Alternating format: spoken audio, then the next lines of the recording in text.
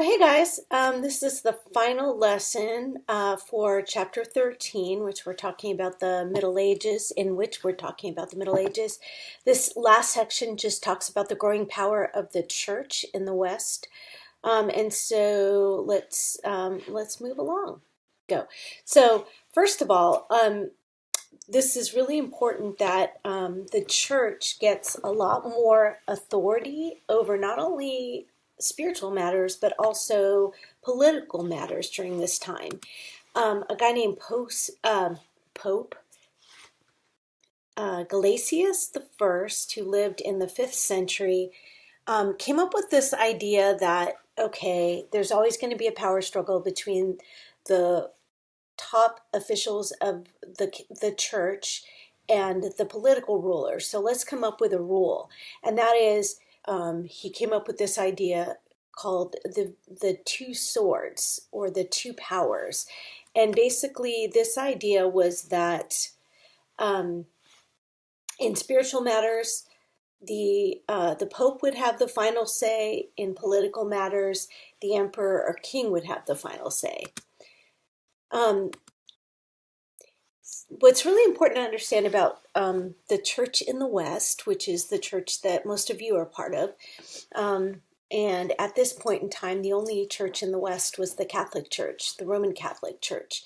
Um, there's a strong hierarchy of authority. So, of course, you know, at the top is the Pope. He is the supreme authority. Under the Pope are cardinals, archbishops, bishops, priests, and deacons, really in that order. Um, Bishops are the ones who are supposed to supervise priests, like local priests, like Father Duncan kind of people. And they're also supposed to settle some church disputes or things that happen in local churches. The word clergy just simply means church officials, religious leaders, people who are officially in that capacity as priests or deacons, basically. Lay people or lay persons just refers to normal, everyday people like you and me who are not clergymen. So, couple important things.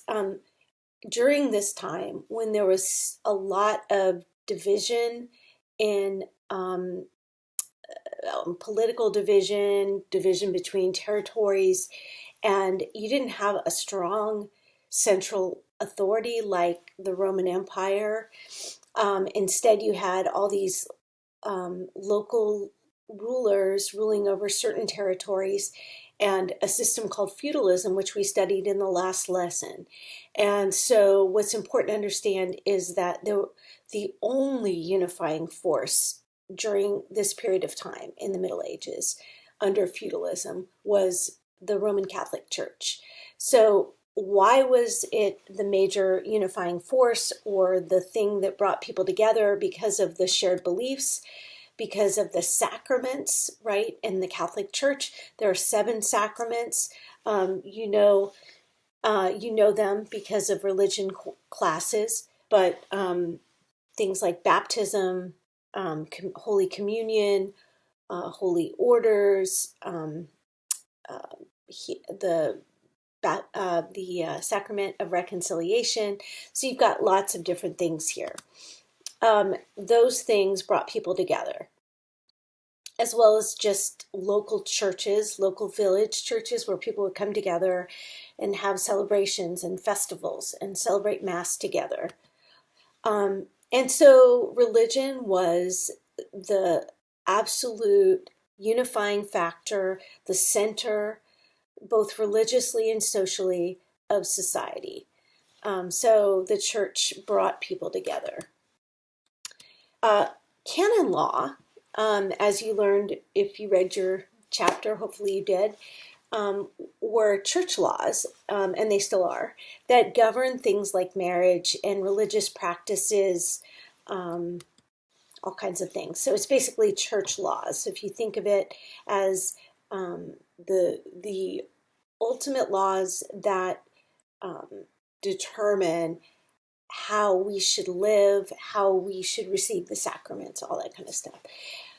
Popes had power over political leaders through a number of things, primarily through the threat of excommunication.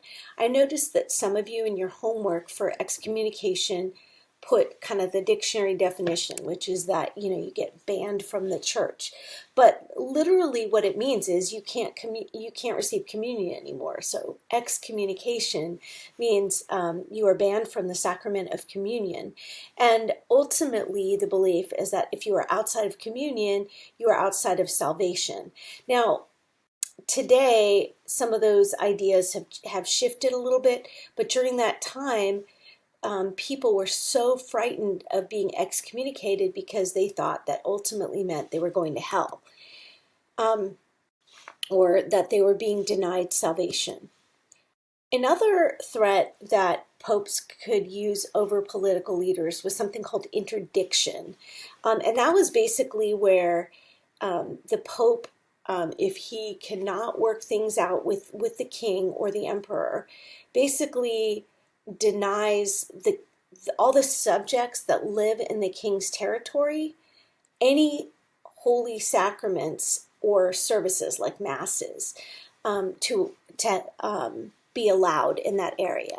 So why is that such a big deal? Well, because if people feel like their salvation is contingent or dependent upon being able to receive the sacraments and go to and attend mass, they are going to be very upset if they can't receive that, and they're going to put pressure on the king to work it out with the pope so that they can then receive communion and be able to attend mass again. So what it does is it sort of goes around just the king and has has a way of putting pressure on those that he rules over to force him to submit to the pope. So kings and emperors were expected to obey the pope's commands. All right, you read about a couple of leaders, right? You read about Otto the First, Otto, also known as Otto the Great, who formed an alliance with the church and was crowned King of Germany in 936, or during the 10th century. And he was a really strong king, and one of the big things that he did was to limit the power of the nobles. So nobles had a lot of power. So even though they had a lot of money, they had a lot of power, they had certain rights that no one else had, and they often were able to kind of control the kings to some extent by pressuring them. Okay, we're not going to give you money to fight your wars or do what you want to do unless you give in to us. So Otto kind of was able to get the upper hand in his relationship with his nobles. And he was able to do that largely because he gained the support of bishops and abbots. And you know what a bishop is, but an abbot is the head of a monastery.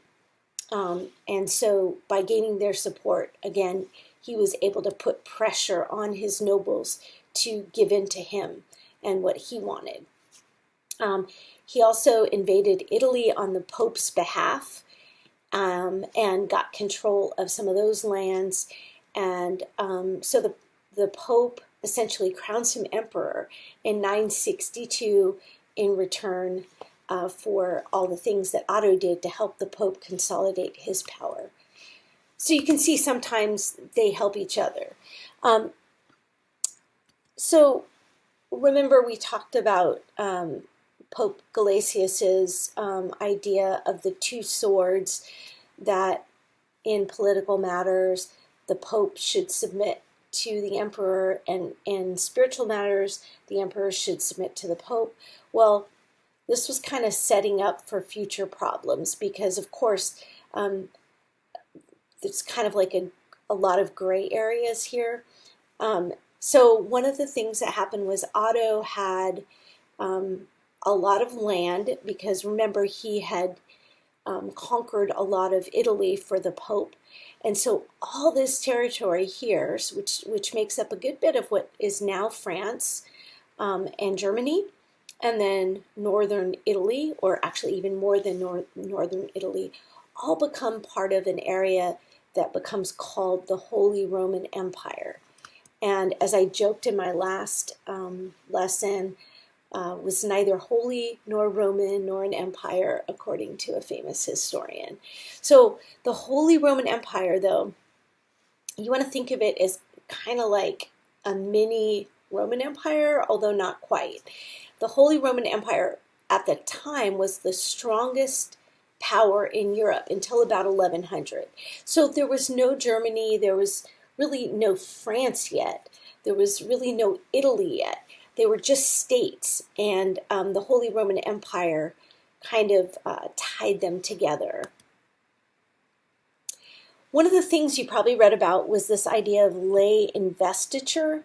Lay investiture just means that earthly kings who were trying to get a lot of power would appoint people that they chose to high church positions. Why would they do that? Because they wanted more power, right?